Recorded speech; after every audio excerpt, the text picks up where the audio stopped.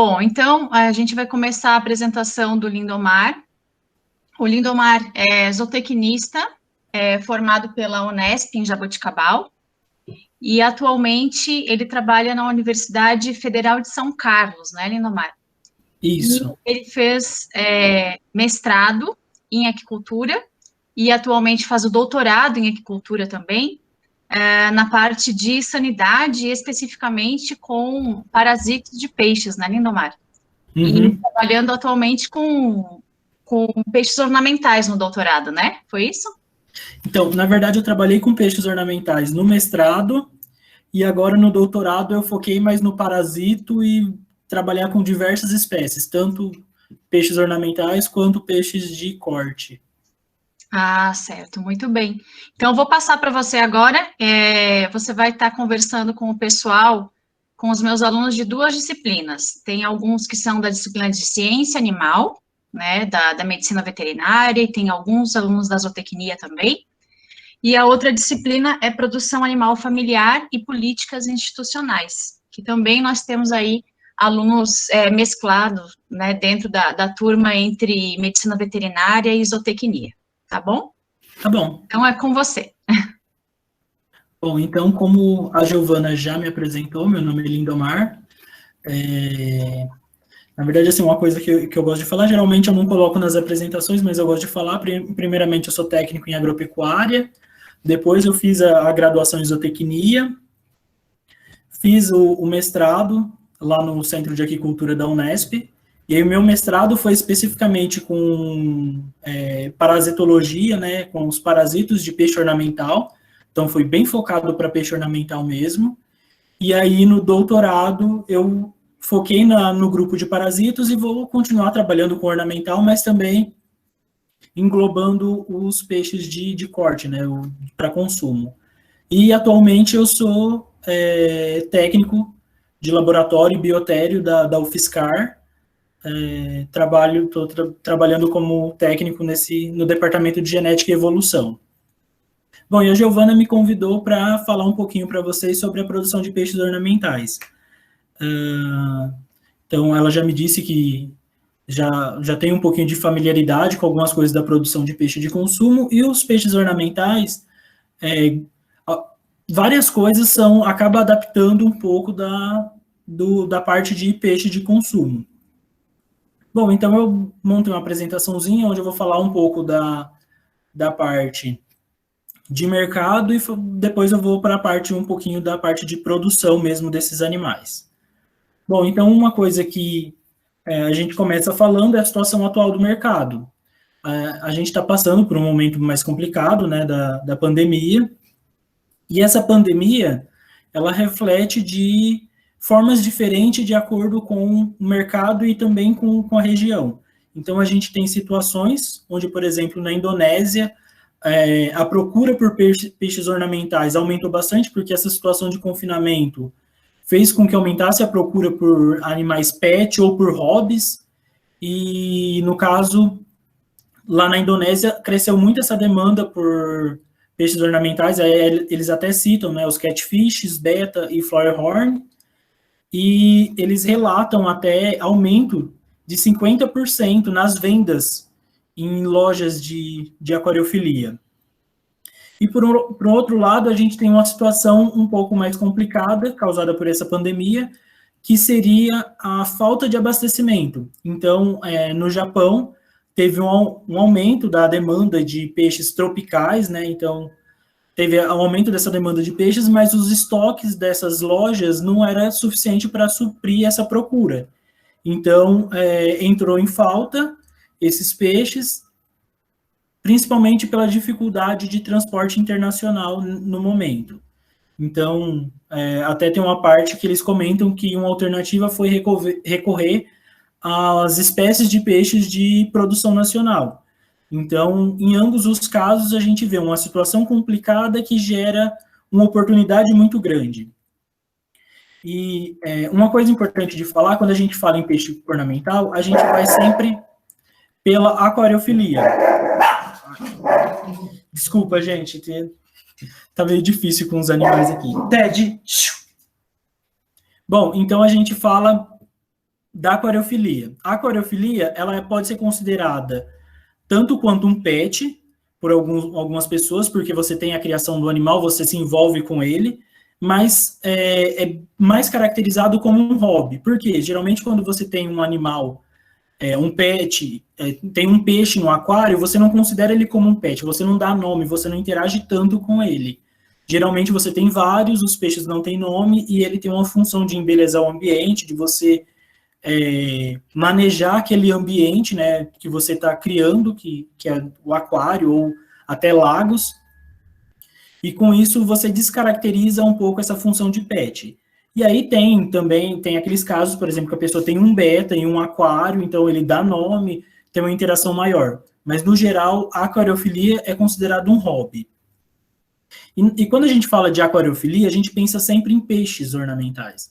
Só que a gente tem que ter uma visão mais ampla que envolve outras coisas. Então, a gente tem o caso de moluscos, a gente tem os camarões, tanto de água doce quanto de água marinha, os peixes em si, de água doce e água marinha, plantas ornamentais que a gente utiliza para embelezar esse ambiente, né, esse aquário, esse lago, alguns outros animais, principalmente em ambiente marinho, como estrelas do mar, o ouriço, os corais, e um tipo que cresce muito em outros países, mas no Brasil ainda é proibido, é a criação de anfíbios, como, por exemplo, algumas rãs e...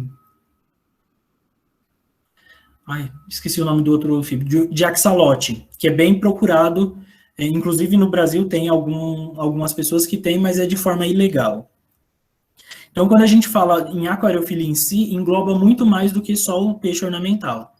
E é um mercado muito grande, então a gente vê aqui os dados de movimentação, de valor movimentados nos últimos anos, só com venda de peixe. Então, só com importação e exportação, a gente vê aqui que, por exemplo, no ano, ele acaba tendo uma pequena variação, mas se mantém próximo entre 600 milhões de reais e 700 milhões de reais, não, de dólares. 600 milhões de dólares e 700 milhões de dólares, e no último censo, né, no último levantamento de 2018, foi movimentado uma quantidade em torno de 650 milhões de dólares. Então, é uma quantidade muito grande, se a gente for pensar somente na importação e exportação de peixes com finalidade ornamental. Então, é um valor bem grande que esse mercado movimenta. Aqui a gente tem os dados dos principais exportadores e importadores no ano de 2019, e a gente vê que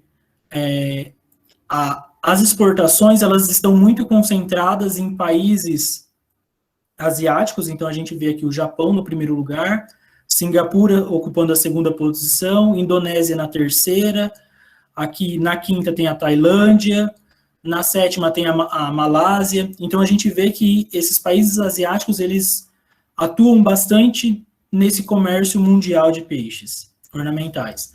E os principais importadores, a gente vê os Estados Unidos, disparado há muitos anos, como o principal importador de peixe ornamental.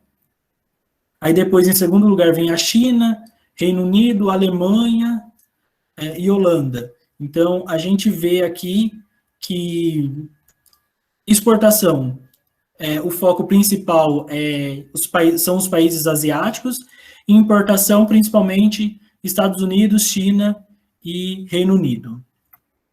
Quando a gente vai para esse comércio mundial, a gente tem muito dado da comercialização de peixes ornamentais, mas tem uma estimativa que o mercado da aquariofilia em si, então envolvendo os outros animais que não seja peixe, a venda de algas, de equipamentos, de estruturas, então estima-se que tem uma movimentação em torno de 20 bilhões de dólares ao ano. 85% desse mercado, desse valor de mercado, é referente a produtos e animais de ambientes de água doce e apenas 15% de ambiente marinho. A tendência é continuar isso há bastante tempo, porque o cultivo desses animais em água doce e a manutenção desses aquários e lagos, ela já é mais estabelecida. E a gente vê, então, aqui também que 55% do mercado é suprido pela Ásia. Então, tanto exportação e importação, e a gente tem aqueles países que eu citei anteriormente, né? China, Japão, Singapura, Indonésia, Tailândia, Malásia, que atuam bem forte nesse mercado de peixes ornamentais. A China, ela é bem importante, principalmente pela indústria desses produtos, então, tanto os insumos para o cultivo, quanto equipamentos, e ela atualmente é considerada um grande consumidor e exportador, porque a China importa bastante esses peixes ornamentais para o pessoal de lá, para a população utilizar, né, criar esses peixes, mas também exporta bastante. Então, ela atua nesses dois mercados, né, da importação e exportação. Os Estados Unidos, ele sozinho, ele responde pela movimentação de aproximadamente 15%, né, e estima-se que tem uma quantidade de 13 milhões de aquários nos Estados Unidos. Então, é um hobby, uma atividade que eles gostam muito. Na Inglaterra, os peixes ornamentais são considerados como os pets mais populares, então o número de peixes ornamentais nas residências é maior do que o número de cães e gatos. Na Alemanha, ela tem um histórico muito grande nesse aquarismo, né?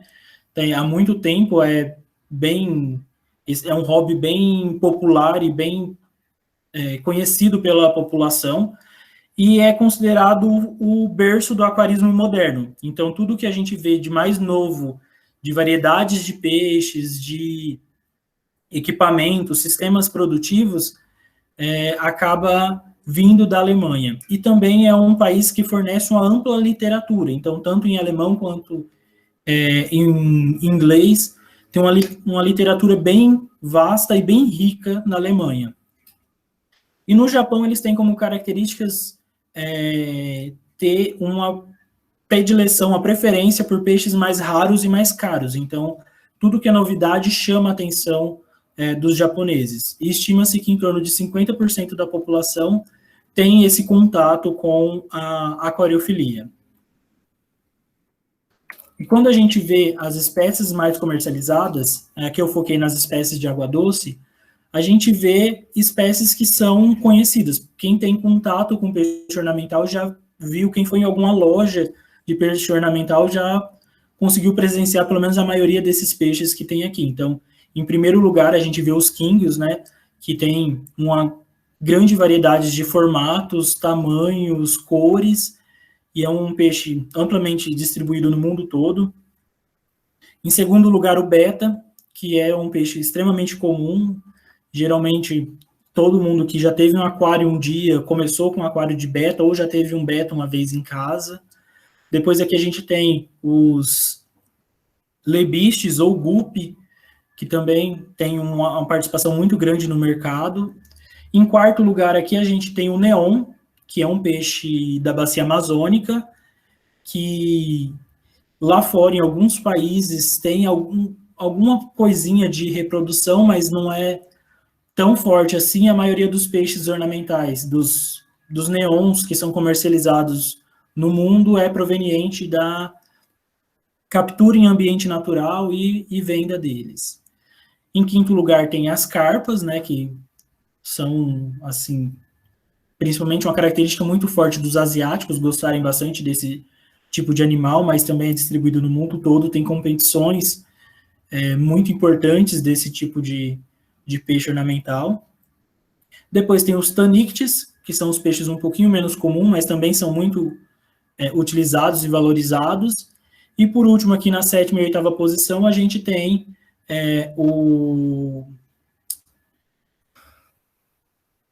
a molinésia e o plati, que eles são bem parecidos, fazem parte do mesmo grupo que o guppy, e ele é bastante comercializado e tem algumas características que tornam esse mercado bastante atrativo.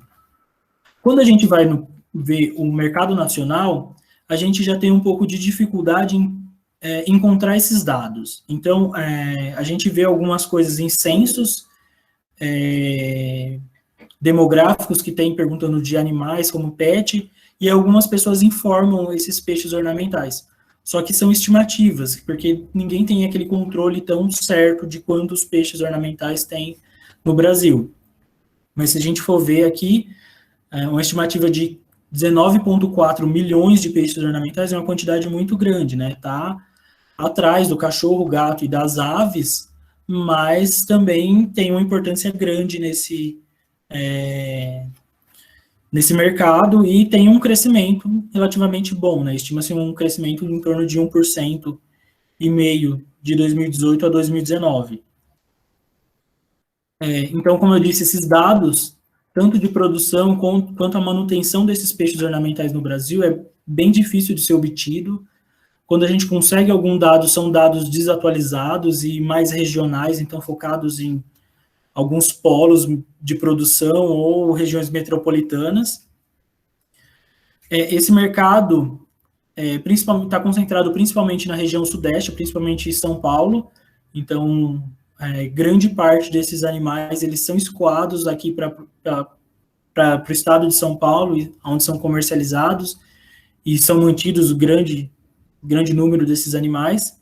E a região norte se destaca principalmente pela exportação desses peixes ornamentais, oriundo da pesca, sendo o principal os neons, os tetras cardinais, né, neon,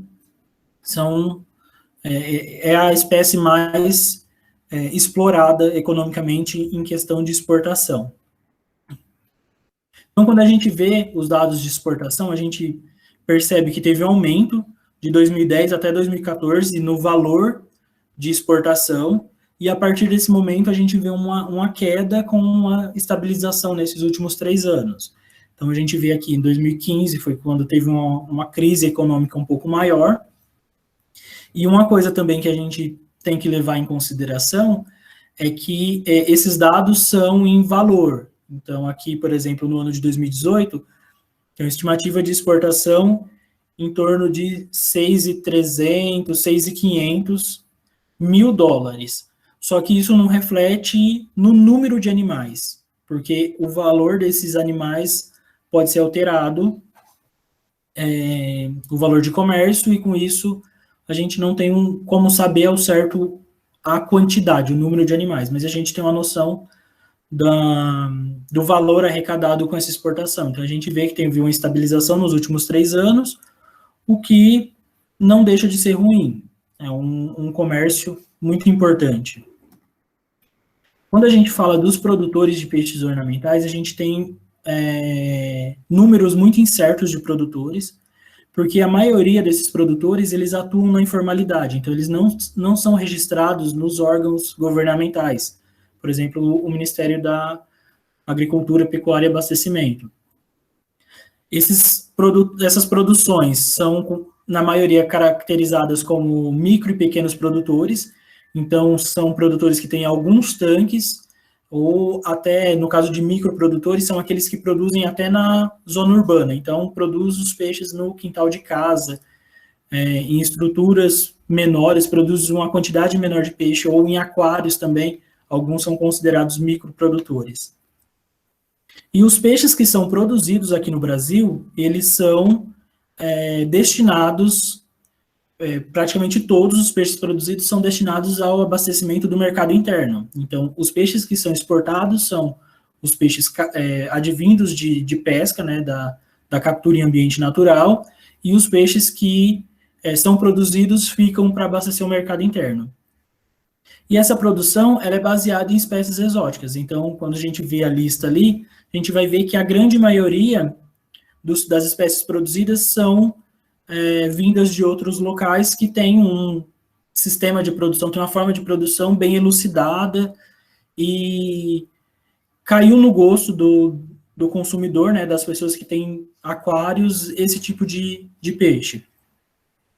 Os principais produtores estão localizados em Minas Gerais, principalmente na região da Zona da Mata Mineira, então patrocínio de Muriaé, onde é estimado uma produção de 8 milhões de peixes ornamentais por ano. Então, é uma produção muito grande. Depois, a gente vê, em segundo lugar, o estado do Rio de Janeiro, também que fica próximo ali da divisa com Minas Gerais, bem próximo dessa região que é polo produtor lá em Minas Gerais, que tem uma produção estimada de 3 milhões de unidades por ano, e depois vem os estados do Ceará, São Paulo e Paraná. Mas o foco grande mesmo é o estado de Minas Gerais. E aqui eu peguei alguns dados de espécies produzidas, então tem aqui o número de produtores e a produção total em cada um desses produtores com as espécies. E aqui são os dados um pouquinho antigos, justamente porque tem essa dificuldade da obtenção desses dados. Então aqui a gente tem os dados da Zona da Mata Mineira, em 2009, que foi publicada por Cardoso e colaboradores em 2012, e a gente vê aqui as espécies de peixe mais produzidas. Então, a gente vê o espadinha, que é o Chifalfruzeleri, tem o quínguio, o plati, o molinésia, beta, carpa, paulistinha. Quando a gente vem para cá, pelo levantamento da produção de peixes ornamentais em Santa Catarina, em 2015, a gente vê que as mesmas espécies que estavam no topo antes em Minas Gerais, eles continuam ainda em 2015 em Santa Catarina. Então, a gente vê que tem uma preferência por esse tipo de peixe no mercado e isso é uma tendência a continuar. Então, por exemplo, em primeiro lugar a carpa, depois quínguio, aí tem cascudo, mas junta várias espécies, né, nesses levantamentos, acaba confundindo um pouco os dados, mas tem plati, paulistinha, espadinha, o lebiste, o gupe, molinésia, tanictis.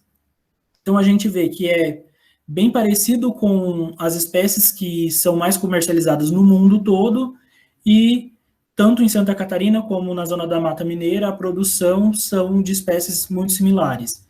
E a gente vê que tem um número de produtores também bem grande dessas espécies e produz uma quantidade bem elevada de peixes, né? E algumas espécies, como por exemplo o acaradisco, que são espécies que têm um valor comercial mais elevado, mas também tem uma certa dificuldade na produção, eles são produzidos em menor quantidade e por menos produtores. Então, esse valor elevado acaba compensando esse tipo de produção. No Brasil, a gente tem algumas vantagens dessa produção de peixes ornamentais. Então, uma delas, que acaba sendo considerada da mesma forma que para peixes de corte, são as condições ambientais, né? Então, a gente tem um clima muito favorável para a produção de peixes aqui no Brasil. A gente tem uma grande biodiversidade de peixes, então, tanto peixes exóticos como peixes nativos, com finalidade ornamental, a gente tem uma variedade muito grande. O Brasil é um grande produtor de insumos, então, matéria-prima para a produção a gente tem bastante e consegue ter acesso com facilidade. Na maioria dos locais, a gente consegue ter acesso a recursos hídricos em qualidade e quantidade para conseguir fazer essa produção, apesar da piscicultura ornamental não exigir uma quantidade muito grande de água. A produção de peixes ornamentais, ela tem um baixo custo de investimento inicial e a produção, um valor relativamente baixo para você manter essa produção funcionando. Depois a gente pode falar um pouquinho desse investimento inicial, porque você consegue produzir peixes ornamentais em estruturas extremamente simples e em áreas reduzidas. Então, que é um tópico seguinte, né, que em peixes ornamentais você consegue produzir em áreas pequenas, você não precisa ter grande extensão de terras. A gente vê, por exemplo, produtores de espécies com valor comercial um pouco maiores que fazem a produção em ambiente urbano, no quintal de casa ou em galpões, estruturas pequenas. E tem relativamente um rápido retorno econômico. Por que isso? Porque algumas espécies têm uma certa precocidade, então com 3, 4 meses de cultivo, você já consegue disponibilizar aquele animal para o mercado e com isso você ter o retorno. Você não precisa esperar 1 ano, 8 meses, 1 ano para você conseguir vender esse peixe. Então, a partir do momento que você fizer a reprodução, com 3, 4 meses, você já tem animais para você vender. O sistema de produção Tem algumas formas da gente classificar igual o sistema de produção para peixes de corte, então sistema intensivo, semi-intensivo e extensivo, e a gente pode classificar isso em relação à adoção de tecnologia, né, e manejo, e também a gente pode classificar quanto ao uso de água, então sistema aberto, onde você tem a entrada de água e saída de água normal, e sistema de recirculação, onde você mantém aquela água no seu sistema por vários ciclos ou vários dias de produção, né? Você consegue minimizar essa passagem da água. E a gente tem uma diversidade muito grande no sistema de produção. Quando a gente fala de peixes de corte, a gente já tem uma variação. Quando a gente fala de peixe ornamental, tem uma variação muito grande ainda, porque tem uma variação muito grande das espécies produzidas. E cada espécie se adapta melhor a uma situação e também tem a ver com o investimento do produtor. Então, por exemplo, a gente vê aqui uma produção de quinguios em sistemas de tanque-rede. Então, um sistema extremamente simples, feito com cano de PVC e tela, dentro de um lago. Então, eles são presos por corda, esses tanques-redes, e fica dentro de um viveiro, né, de um tanque escavado. Então, você consegue produzir dessa forma. Você também consegue produzir solto. Aqui, no caso, ele utiliza tanque-rede, porque são várias variedades de quinguio que você consegue produzir no mesmo ambiente sem ter essa mistura. No caso de peixes com valor mais agregado, então utiliza-se estruturas como aquários ou aquapisos. O aquapiso, para quem não sabe, é como se você montasse um aquário, só que no lugar de você usar vidro, você utiliza cerâmica, piso cerâmico, para você baratear o custo de produção, né? Porque o aquário, ele tem um valor maior, então precisa do investimento relativamente maior. Mas você vê aqui também que, por exemplo, a estrutura que mantém esses aquários é uma estrutura de madeira. Então, você consegue adaptar várias coisas para você fazer esse sistema de produção. Voltando aqui nos betas. Então, aqui tem uma estrutura que precisa do investimento um pouquinho maior, mas não necessariamente você precisa dessa estrutura para produzir. Então, aqui são tanques de alvenaria, forrados com lona, tem uma estufa aqui para cobrir, proteger a produção, e a gente vê o uso de estrutura bem simples para individualizar os peixes, que beta tem esse problema de briga entre os machos, né, territorialismo, e a gente vê aqui que eles formam as malhas com garrafas PET, então você consegue utilizar um resíduo, né, que poderia ser utilizado para reciclagem ou destinado para o lixo, para você utilizar para essa produção. E aqui eu coloquei outros exemplos, eu até vi um trabalho muito legal do pessoal da Federal do Rio Grande do Norte, que eles estudam a viabilidade econômica de produção em diversos sistemas alternativos. Então, utilizando cascos de geladeira, bombonas plásticas, container plástico, piscinas plásticas e manilhas de cimento. Então, eles comparam várias formas, e eles comparam esse tipo de material porque são materiais que são utilizados hoje em dia em produção. Então, você não precisa ter uma estrutura muito elaborada para você produzir. Você consegue produzir esses peixes ornamentais, como eu disse, até no quintal de casa, em caixas d'água, em estruturas que são extremamente simples. Quando a gente fala para produção, essa forma de produzir, ela varia muito de acordo com a espécie animal produzida, com a espécie de peixe produzida.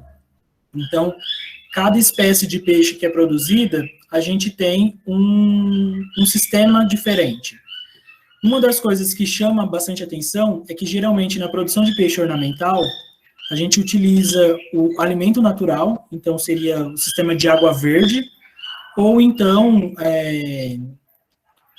alguns zooplânctons que são cultivados, ou também, como uma opção, a ração comercial de alevinos para peixe de corte. Então, utiliza bastante esse tipo de alimento. Por quê? Porque as rações de peixe ornamental, elas são muito voltadas para animais que são mantidos em aquários. Então, são potes menores, com a quantidade pequena de ração, e com um valor de mercado maior. Loba, para cá. Então, para você manter uma produção, alimentar todo o seu plantel com esse tipo de ração, acaba inviabilizando o sistema. Então, tem a adaptação da ração comercial, que acaba sendo mais barata e viabilizando essa produção. E a produção de peixe ornamental, ela é determinada principalmente com o mercado. E o mercado busca sempre uma grande variação de cores, novidade. Por isso tem uma grande variação de demanda. Então, tem uma época que uma espécie é mais procurada e tem época que outra espécie é mais procurada. Então, essa variação ocorre bastante. Mas quando você produz várias espécies e várias cores e tipos de animais, você consegue se manter bem nesse mercado. Então, aqui a gente vê um quadro bem característico da diversidade de cores que a gente encontra em uma única espécie, né, no guppy ou lebiste. Então, em uma única espécie, a gente tem uma infinidade de cores. E, além dessas cores, a gente consegue encontrar também uma infinidade de formatos. Então, a gente vê com caudas de formatos muito diversos. E quando você faz, então, essa combinação de formato de cauda com coloração, você tem uma imensidade de opções de trabalhar para você oferecer para o mercado. Então, já que eu dei exemplo do guppy, a gente vai começar a falar da produção dessas espécies. Então, eu coloquei aqui, juntei um grupo, coloquei o grupo dos pecilídeos, onde estão os guppies, né, ou também conhecido como lebiste, a molinésia, o plati e o espadinha. Então, eles fazem parte desse grupo. Eles são considerados peixes extremamente resistentes, porque eles são de clima tropical e têm uma capacidade adaptativa muito grande. Então, são produzidos em diversos sistemas. São peixes altamente prolíficos, então eles se reproduzem com grande facilidade. Tem como característica serem ovovivíparos. Então, no caso, tem a fecundação interna, a fêmea mantém esses ovos como se fosse incubando e depois libera já os filhotes, as larvas, né, os peixinhos já formados. E para facilitar isso, o macho tem uma estrutura chamada gonopódio, que serve como um dimorfismo sexual, né? Então, a gente consegue ver o macho, ele tem essa estrutura, que é a nadadeira anal modificada. E esse dimorfismo a gente consegue ver nas várias espécies. Então, por exemplo, aqui no lebiste, a gente vê o macho menor e mais colorido, e a fêmea maior, menos colorida, e a gente vê aqui também a nadadeira anal. A fêmea tem esse formato de leque, e no macho é mais afunilado, formando o gonopódio. Na molinésia também a mesma forma, no plati e no espadinha. No espadinha tem como característica, além do gonopódio ser a principal forma de diferenciar, o macho tem esse raio da cauda, da nadadeira caudal alongado. Então, você, além da presença ou ausência do gonopódio, você consegue identificar isso. Bom, passando para um novo grupo, a gente tem os ciprinídeos. Os ciprinídeos, eu dividi ele em 2 subgrupos para ficar mais fácil de entender. O principal grupo são das carpas e quínguios, que são considerados peixes de água mais fria, então eles têm uma tolerância à mudança em ambientes com diversas temperaturas. São peixes que apresentam um tamanho maior, então eles são relativamente grandes, então eles precisam de mais espaços para ser produzido. Então, se você tiver aquário, precisa ser um aquário maior. Ou então, uma produção em tanques, né, tanques escavados ou tanques de alvenaria. Como eu disse, são animais resistentes, então eles se mantêm relativamente bem em temperaturas de 2 até 32 graus. Lógico que uma mudança brusca de temperatura vai causar um problema nesses peixes, mas você pode encontrar eles vivos, saudáveis, em ambientes de temperatura bem diversa. Geralmente, em produção comercial, essa produção é feita em tanques escavados ou tanques de alvenaria, porque você produz uma quantidade maior desses peixes e eles precisam de um ambiente maior. Tem como característica não apresentar o cuidado parental. Então, quando eles fazem a postura desses ovos e não cuidam dos filhotes, mas também não consomem os filhotes, né, que é um problema no caso do grupo anterior que eu falei, que a fêmea libera o filhote, mas se ela tiver contato com ele, ela acaba consumindo. Então, a gente precisa ter algumas estratégias para evitar isso. Então, colocando plantas, colocando algumas redes para delimitar o acesso dos adultos aos filhotes. No caso da carpa e do king, a gente não tem esse problema. Tem como característica a reprodução acontecer geralmente após o período frio. Então, quando você tem períodos de frio e depois começam a elevar essa temperatura, isso estimula a reprodução deles, apesar de... então, em sistemas naturais de reprodução natural, eles têm um período bem delimitado de reprodução, mas isso, quando você faz o manejo da temperatura do ambiente, você consegue contornar isso e fazer várias reproduções ao longo do ano, ou também tem a possibilidade de você fazer a utilização da reprodução induzida, então com a aplicação de hormônios. Como são peixes maiores, facilita esse tipo de manejo. E tem uma grande variedade de cores e formatos. Então aqui eu coloquei fotos de alguns quinguios, e a gente vê então essa grande variação de formatos e cores e tamanhos desses peixes que são possíveis de produzir. E aqui eu coloquei um outro grupo dos ciprinídeos também, que são peixes menores, então paulistinha, tanictes, alguns barbos, eles geralmente têm até 4 centímetros, eles apresentam um dimorfismo sexual evidente, principalmente na época reprodutiva, na condição reprodutiva, né, que a fêmea apresenta o ventre mais abaulado e a parte ventral é menos colorida, né, então aqui a gente vê um caso de uma possível fêmea, então um ventre bem abaulado, menos pigmentada nessa região. Tem como característica uma facilidade de reprodução, então você consegue reproduzir o ano todo, e não apresenta cuidado parental. Então eles depositam esses ovos e não cuidam.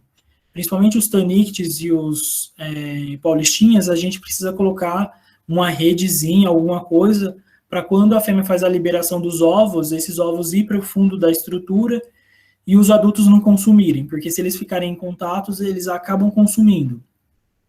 Mas geralmente faz esse sistema, coloca os casais, deixa eles 1 ou 2 dias, eles reproduzem, você já tira os casais para evitar que eles acabam consumindo os próprios ovos, ou os filhotes quando eles eclodem. E são espécies bem utilizadas no comércio nacional de peixes. Também coloquei aqui sobre o beta, que é um peixe clássico em qualquer loja, loja de pet shop, de casa de ração, ou até lojas de aquário você encontra, né? Então é um peixe bastante difundido. Tem uma característica muito marcante, que os machos são extremamente territorialistas, então se você mantém 2 machos no mesmo ambiente, a chance deles brigarem e até ter a morte de um deles é muito grande. Então, é sempre feito uma forma de delimitar e individualizar. Tem um dimorfismo sexual muito aparente, então aqui só tem foto de machos, a gente vê as nadadeiras muito bem desenvolvidas, né, bem chamativas, enquanto as fêmeas têm a nadadeira um pouco menor. E os machos, ele tem um corpo menor que a fêmea. A fêmea, então, ela tem um corpo um pouquinho maior, mas as nadadeiras são menores, elas são menos chamativas do que os machos. Tem como característica a facilidade de reprodução também, é possível reproduzir o ano todo.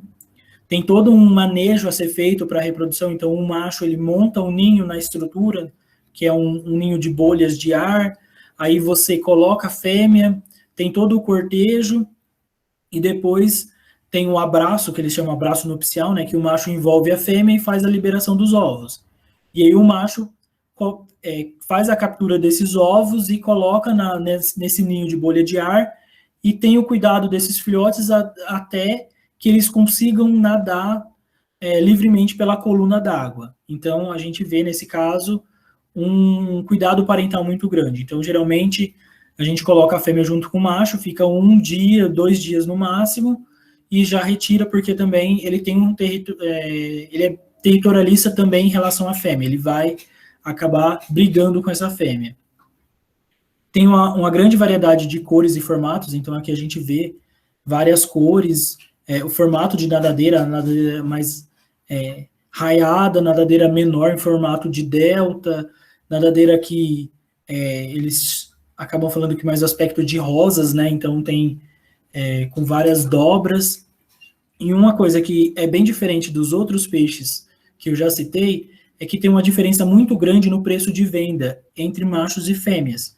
No caso, o mercado ele prefere os machos.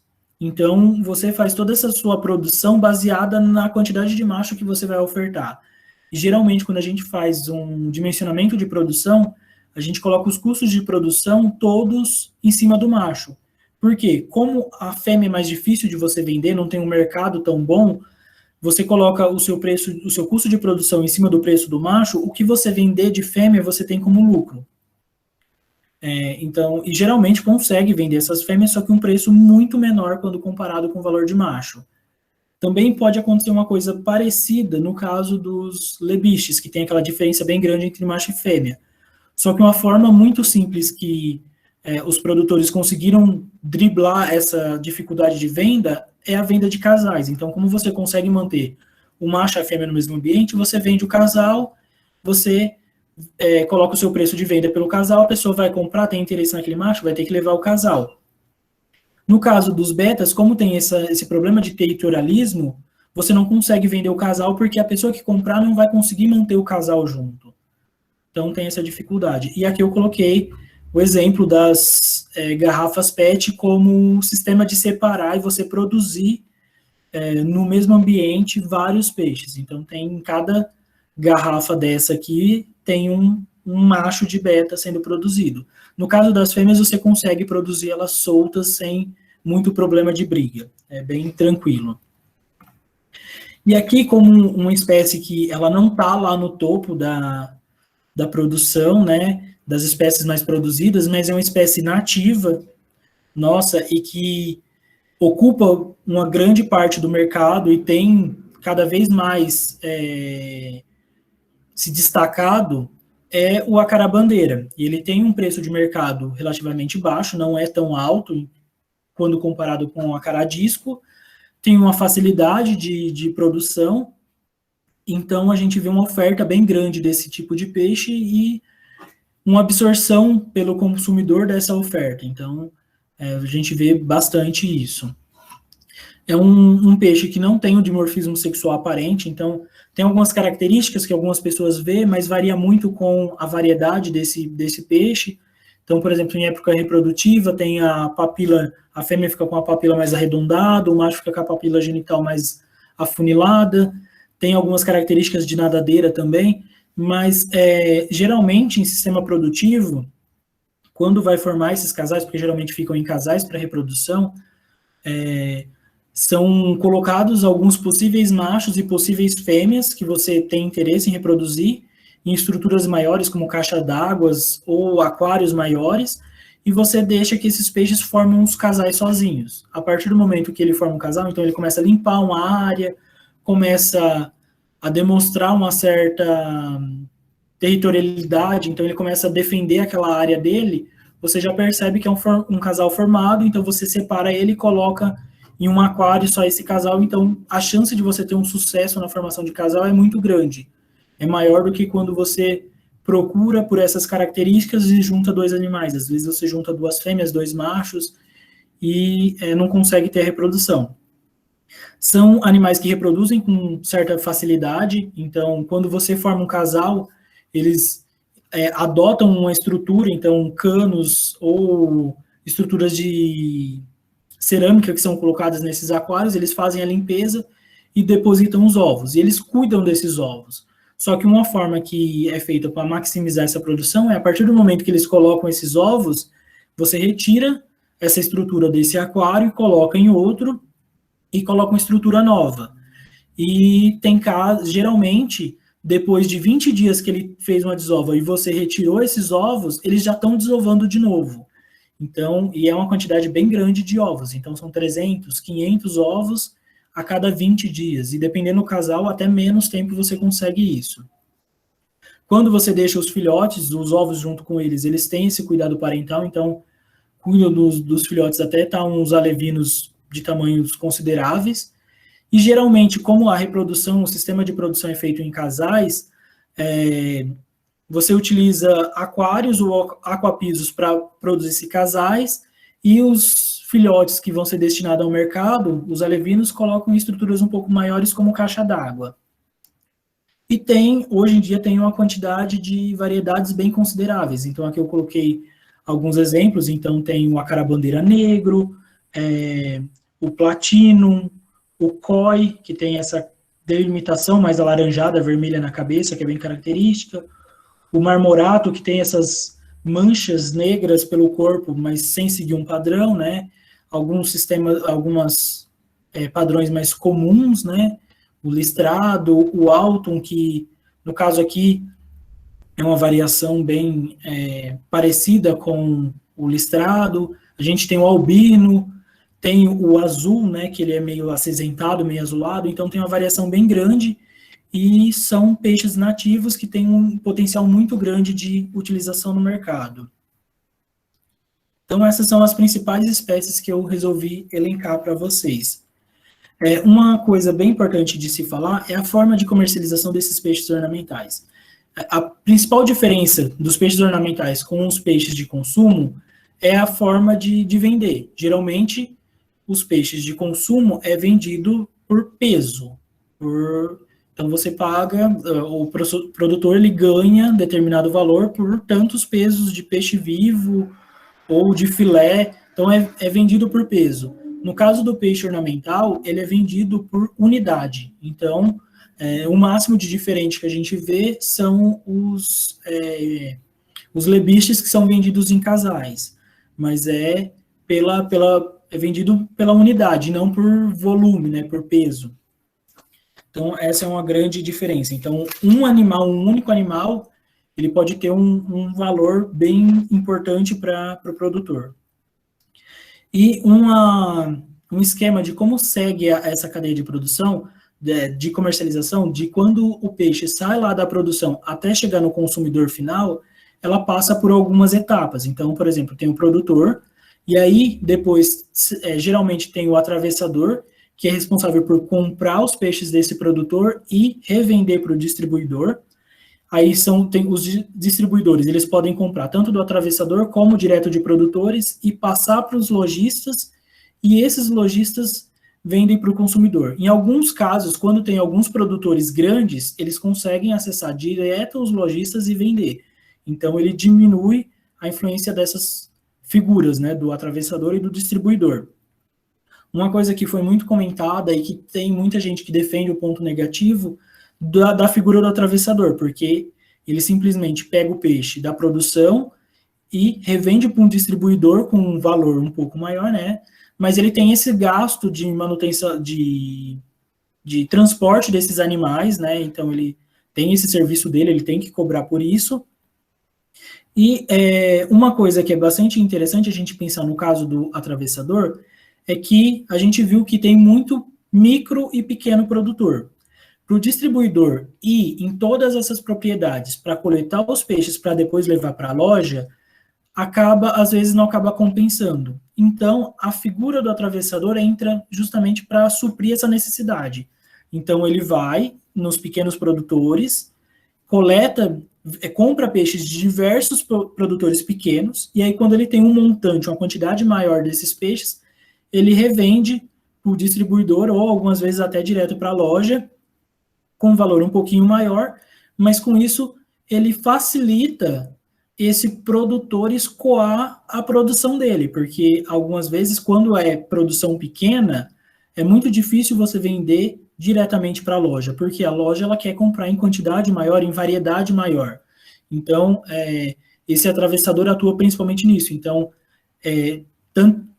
tem essa influência tanto na quantidade, mas também pela variedade. Então, por exemplo, o produtor A, ele produz 5 variedades de Plati e produz beta. Já o produtor B, ele produz Plati, Molinésia, beta e carpa. Então, o atravessador, ele vai comprando de todos esses, e quando ele passa para o distribuidor e para o lojista, ele tem uma variedade, uma quantidade muito grande desses peixes. Então, acaba viabilizando um pouco esse sistema de comercialização. Bom, atualmente a gente tem visto algumas ações para melhoria dessa produção de peixes ornamentais. Então, uma delas foi o lançamento de uma instrução normativa pelo MAPA, agora em abril de 2020, regulamentando melhor a cadeia de produção. Tem algumas coisas ainda que precisa ser discutida, principalmente as espécies que são proibidas, porque tem um ponto nessa instrução normativa que fala em algumas situações, algumas espécies que correm risco de extinção, elas podem ser produzidas com a finalidade de ornamentação. Tem algumas regras para você conseguir, então não é simplesmente produzir esses peixes que estão nessa lista de extinção, né?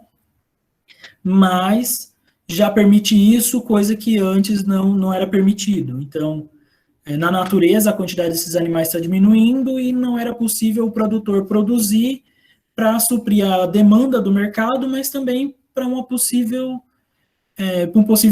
repovoamento, né? Então, tinha essa dificuldade muito grande. Agora está caminhando para uma facilitação, mas ainda falta publicar essa lista de espécies proibidas e alguns pontos ainda tem que ser melhor elucidado, mas já foi um grande avanço.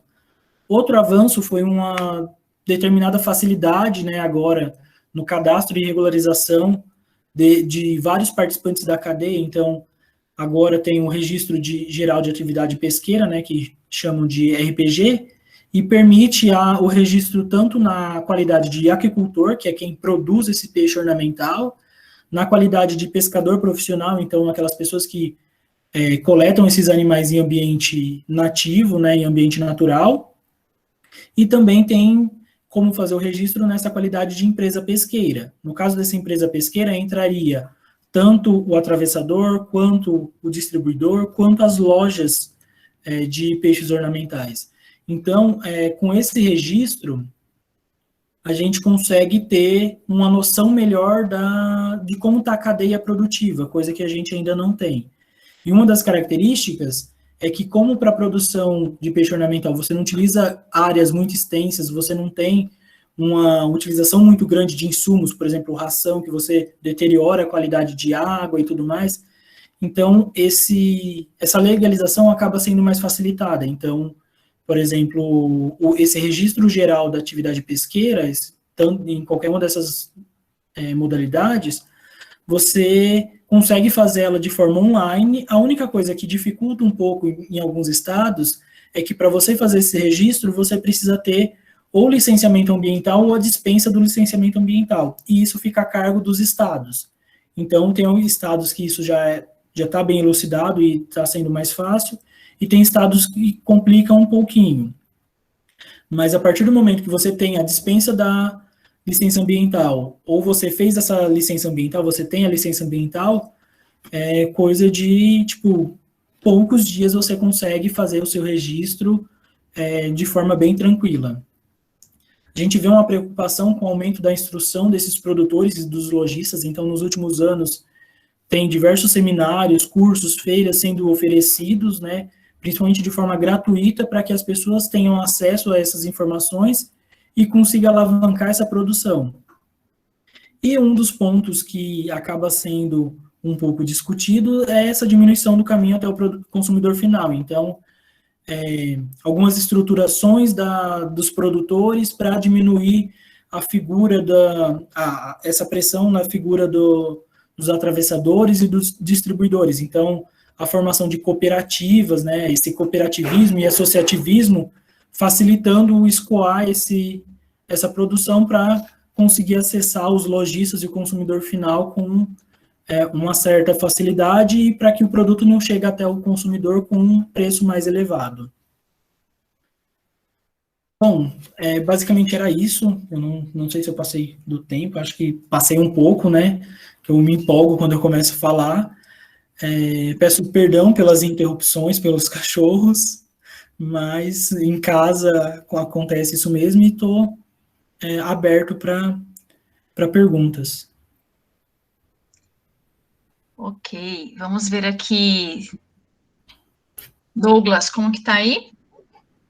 Existe uma seleção dos peixes que iriam se reproduzir em busca de melhores descendentes? E engatando a isso, existe algum estudo ou atividade de melhoramento genético em peixes ornamentais? Bom, é uma pergunta muito boa. A gente vê esse sistema de seleção, assim, mudando bastante. Então, uma das coisas que antes os produtores focavam em produzir quantidade de peixe. E hoje eles já perceberam que o mercado quer qualidade. Então, uma das coisas bastante importante é você ter uma certa homogeneidade no seu lote. Então, peixes com tamanhos parecidos, com padrões de cores bem parecidos. Então, a gente vê esse tipo de preocupação do produtor. Então, a gente vê que tem muita gente que fala, por exemplo, tem um exemplo de plati. Plati você vai encontrar no mercado de peixes sendo vendidos de valores de R$1 até 15, 16 reais. O que muda nisso são as variedades e essa procura por variações novas. Então, é até uma das coisas que você falou aqui nessa seleção, isso acontece bastante na produção mesmo. Então, às vezes, por cruzamentos entre variedades, ou até mesmo dentro de uma variedade, aparece alguns animais com uma característica diferente. Então, o produtor tem essa possibilidade de separar esses animais, tentar reproduzir, ver se essa característica é repassada aos descendentes. E aí, com isso, ele conseguir desenvolver uma nova variedade e colocar isso no mercado. E isso é uma fonte de renda muito grande, porque a gente vê que a produção o consumidor, ele procura por essa variedade. Então, quando você tem algo novo, aquilo chama atenção, você consegue um valor maior, você consegue vender por um preço maior e com isso você consegue ter uma lucratividade maior. E em relação a esse melhoramento genético, essa seleção, ela é muito... na produção já acontece, mas a gente vê muito forte isso em produtores de animais que utilizam esses animais para competições. Então, nessas competições, eles são diversos fatores que são julgados. Então, ele seleciona o animal que tem aquela melhor característica. E com isso, muitas vezes, os produtores acabam indo nessas feiras, né, nesses julgamentos, e compra animais dessas feiras e leva para reproduzir na propriedade, e com isso dissemina aquela genética boa, melhora o plantel dele. Então, a gente vê bastante isso acontecendo. Acho que seria isso. Pronto. Pamela acabou de perguntar aqui também se, por normalmente ser pequenos produtores, existe uma fiscalização efetiva na fase de comercialização ou é por escolha dos atravessadores? Bom, o que acontece muito é que esses pequenos produtores, eles estão, a grande maioria, eles estão em algumas regiões, determinadas regiões. Então, por exemplo, lá em Patrocínio do Muriaé, é uma região muito forte em produção de peixe ornamental. Então, apesar de ter uma produção muito forte, a maioria são pequenos, micro e pequenos produtores. Então, são várias pessoas produzindo aqueles peixes ornamentais, o que faz com que a produção da região seja grande. E aí, nesse caso, tem bastante conversa entre os produtores. Então, por exemplo, eu produzo peixe aqui na minha propriedade, a Giovana é minha vizinha, ela produz peixe também. E aí, quando eu vendo um peixe por determinada pessoa, acabo conversando com a Giovana e comentando, vendi por tal valor. E aí, com isso, os produtores conseguem controlar um pouco o valor que esses atravessadores estão pagando, né, para não vender muito barato e, no final, esses atravessadores revender com um preço muito maior. Então, acaba tendo esse contato. E em regiões onde tem menos produtores, aí os produtores acabam ficando um pouco mais refém desses atravessadores e distribuidores. Só que uma alternativa também, que a gente vê bastante acontecer, é no caso de pequenos produtores ter acesso a esses lojistas. Então, por exemplo, em regiões onde você não tem muita produção, não tem muitos produtores, geralmente aquele produtor, ele fornece para as lojas daquela cidade ou das cidades da região. Então, a gente vê também esse tipo de atividade, né? Ele não depende só desse atravessador para acessar grandes mercados, ele consegue acessar esses mercados mais locais.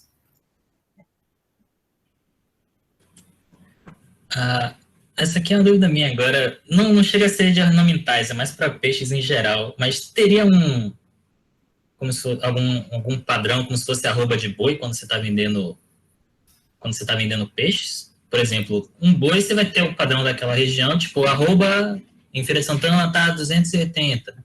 Aí você vai vender o boi, você vai tentar botar uma média ali, pode subir, pode descer, mas você tem uma média. Tem algo assim no mercado de peixes? Então, no mercado de peixe, acontece bastante assim. Para ornamental não tem padrão, porque varia muito de acordo com a espécie, com a variedade. Então, por exemplo, são variedades que tem menos no mercado, geralmente você consegue vender por um preço maior. E aí, no caso também, voltando na história dos atravessadores, dos distribuidores, quando é uma coisa que é muito nova, todo mundo quer. Então, você consegue elevar o seu preço se alguém chegar lá e falar assim, não, eu não pago isso, eu pago menos. Você fala, então tá bom, se você não paga, eu vendo para outro lugar.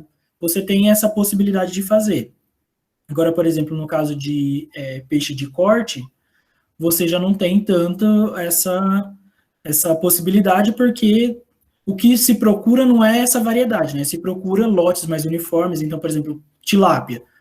Se você tiver um lote de tilápia com tamanho mais uniforme, de tamanho adequado para mercado, então, sei lá, uns 800 gramas, que depende muito da finalidade daquele frigorífico, mas, por exemplo, se você tem um lote mais homogêneo, você pode receber uma bonificação por ter um lote mais homogêneo. Mas isso que você falou em relação a essas estimativas de preço, então, por exemplo, que nem a gente vê para café, você consegue entrar no site e ver em determinada região qual é o preço praticado pela saca de café, pela arroba do boi, pelo litro de leite. No caso, para peixe, a gente não vê isso com tanta facilidade. Até porque a gente não tem também uma grande quantidade de frigoríficos grandes, né, de abatedouros grandes. Então, a gente tem alguns menores mais localizados, então não tem essa facilidade igual, por exemplo, para boi. Eu vou vender para frigorífico tal porque está pagando melhor. Ele não está pagando bem, eu vou vender para outro frigorífico. Não tá em peso de abate, não tem lugar, eu vou vender para o confinamento. No caso dos peixes, isso não acontece tanto. Mas uma tendência é que comece a aparecer esse tipo de situação, de ter essa estimativa de valor na região, de valor praticado pelo mercado. Mas também isso depende muito de época do ano. Então, por exemplo, quando a gente vê em épocas, por exemplo, perto da Páscoa, o valor fica um pouco mais elevado. Mas por quê? A demanda cresce muito. Então, se você praticar um valor baixo, vai faltar aquele produto no mercado. Então, tem algumas coisas assim, mas não tem assim tão tabelado igual para essas outras commodities, né, que a gente chama. Acho que Entendi. seria isso. Obrigado. E, bom, ninguém perguntou mais nada, então agora eu vou mandar a minha original aqui. Porque eu nunca entendi como é que funciona esse cuidado parental para peixes, porque são tipo 500 ovos. Aí, como é que caracteriza esse cuidado parental? Eu só vou ver um monte de peixinho nadando e um outro peixão do lado. É tudo que eu vejo assim. Então, que esse cuidado parental ele varia muito com as espécies. Então, por exemplo, eu falei do cuidado parental que tem a carabandeira. Nesse cuidado parental, o que acontece? O macho e a fêmea, eles fixam os ovos. Então, geralmente colocam estrutura de cano ou de cerâmica, eles limpam aquela região, faz a postura dos ovos. E aí foi aquele aglomerado de ovos. Esse cuidado parental ele envolve diversas coisas. Então, por exemplo, eles ficam nadando em volta dos ovos para estimular a circulação de água e oxigenar melhor os ovos. Outra coisa que eles fazem, que pode ser caracterizado como cuidado parental, eles retiram os ovos fungados de perto dos outros. Então, os ovos ficam aderidos naquele substrato, eles vão com a boca, selecionam os ovos que estão fungados ou que não foram fertilizados e retiram para evitar que aquilo passe para os outros ovos. Então, eles têm esse cuidado. Quando nascem os filhotes, eles conduzem os filhotes à procura do alimento. Então, quando você coloca a ração, os pais vão e conduzem esses filhos até, os filhotes deles, até esse alimento disponível. Quando tem uma situação de predador que chega próximo, ou até o manejo do produtor, eles tentam proteger esses filhotes. Então, eles vão trazendo esses filhotes para um canto e tentando ficar na frente, protegendo eles. Aí, quando a gente vê em relação... tem uma certa variação. Então, esse foi o caso do acara-bandeira. No caso do acara-disco, uma outra coisa que caracteriza muito essa produção, esse cuidado parental na produção desses peixes, é que os pais, eles têm a capacidade de secretar uma substância pela pele em que os filhotes se alimentam. Então, é como se ele liberasse um muco diferenciado pela pele e esses filhotes vão consumindo esse muco para se alimentar.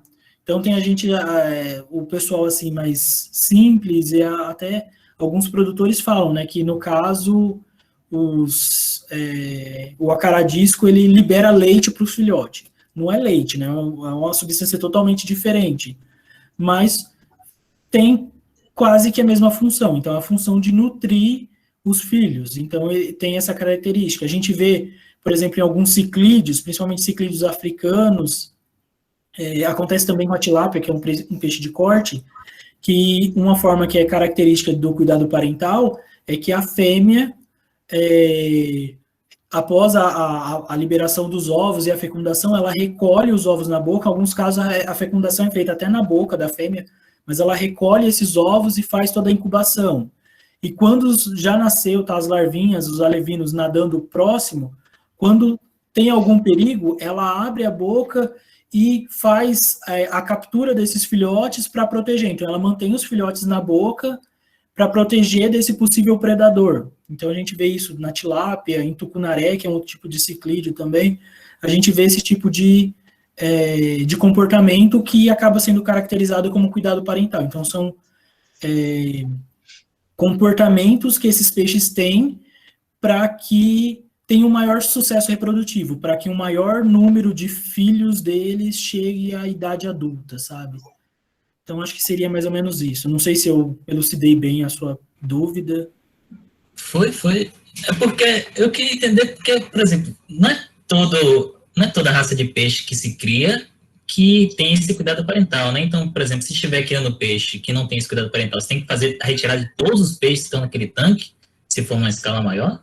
Então, aí a gente já entra no caso, por exemplo, pensando no caso dos ciprinídeos. Se a gente for ver no caso do quinguio e da carpa e dos paulistinha e dos tanictes, eles não têm cuidado parental. Então, eles liberam uma grande quantidade de ovos no ambiente e ele não cuida desses ovos. Então, por exemplo, no caso dos quinguios e das carpas, costuma fazer essa postura em raízes de plantas, por exemplo, aguapé. Então, liberam uma grande quantidade de ovos, esses ovos se aderem a essa estrutura e os pais vão embora e deixam os ovos lá. Esses peixes não consomem os próprios ovos, fica lá, nasce o filhote sai nadando, esse alevino sai nadando, a larva, né, sai nadando, procurando alimento, cresce, vira alevino, vai procurando alimento e então ele está ali por conta própria. Os pais colocaram os ovos, foram embora e o filho se virar para crescer. Não come, mas outro peixe que esteja no tanque também não come os filhotes, não tem canibalismo, não tem nada do tipo? Se tiver outra espécie, por exemplo, se tiver um tucunaré nesse tanque, que é um peixe carnívoro, muito provavelmente o tucunaré vai comer todos esses filhotes. E os pais, as carpas, eles colocam os ovos e vão embora. Eles não têm esse cuidado, tipo, ele não vai proteger os ovos, cuidar dos ovos, cuidar dos filhotes. É diferente. E aí a gente tem aquele caso, por exemplo, que é o caso do paulistinha, que se se tem os ovos no mesmo ambiente que os pais, eles acabam consumindo os ovos. Quando eles têm acesso a esses ovos. Porque geralmente ele faz a postura dos ovos em ambientes que tem muita planta, bastante estrutura que vai proteger esses ovos.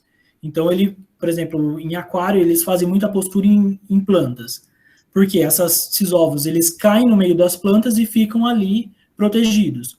Quando ele fica longe das plantas naquele ambiente, aquele ovo, ele pode ser um chamativo para predador. Então, uma característica que pode ser desenvolvida evolutivamente seria consumir aqueles ovos ou aqueles filhotes que não estão abrigados para evitar que tenha um alarde da presença daqueles peixes. Então, para evitar a vinda de predador, eles acabam consumindo. Então, essa é até uma coisa que eu vi recentemente, eu achei legal, que é uma forma dele meio que encobrir essa reprodução, a presença dos peixes lá. Então, por exemplo, funciona a mesma coisa como alguns animais mamíferos que, depois que tem o filhote, ele vai e limpa a região onde nasceu o filhote, consome a placenta. Por quê? Para evitar que o predador seja instigado aí naquele lugar e ter acesso aos filhos deles, né, os descendentes. Então, no caso dos peixes, a gente vê essa vertente que pode ser um comportamento justamente para se proteger, né? Mais uma vez eu queria agradecer, então, a sua palestra, foi realmente muito boa. Não se preocupe com as interrupções dos animais, porque isso aí está acontecendo com todo mundo. A gente está em casa, a gente não está no ambiente profissional, e a nossa casa, a gente tem, na verdade, que agradecer por você ter aberto a sua casa para a gente, né? Que todo mundo estava aí junto, né? E eu acho que também isso mostra o real amor que você tem pelos animais. Então, você estava aqui falando de peixe, mas a gente estava ouvindo os cachorros, a gente estava ouvindo os passarinhos, né? Realmente é um zootecnista que faz o que gosta, e isso é uma coisa muito importante, né? E eu até queria colocar para vocês, pessoal, o exemplo que é o Lindomar, que ele colocou para vocês no início, que ele fez o técnico agropecuário primeiro, né, Lindô? Depois fez a graduação, tudo lá em Jaboticabal, né, lá em São Paulo. Depois mestrado e agora doutorado. Então, sempre com bolsa, né, Lindomar? Isso é importante a gente colocar também para essa geração que está vindo aí. Então, tudo se constrói nessa vida com muito estudo, com muito esforço, para a gente conseguir. Hoje você está aqui repassando o seu conhecimento para eles, né? Para outros veterinários, outros zootecnistas, futuros, né? E isso é uma coisa muito bonita, assim, da gente frisar, né? Essa questão de sempre estar estudando, sempre estar se aprimorando, sempre estar buscando novos conhecimentos. Bem, pessoal, então, nós vamos encerrar. Foi muito legal, né? Gostei das perguntas de vocês também no final. E, mais uma vez, agradecendo, então, Lindomar, a sua disponibilidade, e foi excelente a sua palestra, tá bom? Eu vou gravar, depois eu mando para você também, tá? Aí a gente edita as partes que você... Dos cachorros latindo, né? Tá tudo tranquilo. Tá bom? Imagina, Então, tá, tchau, pessoal, um prazer tê-los aqui com a gente. Eu que agradeço pela disponibilidade e pelo convite. Imagina. Tchau, tchau. Tchau.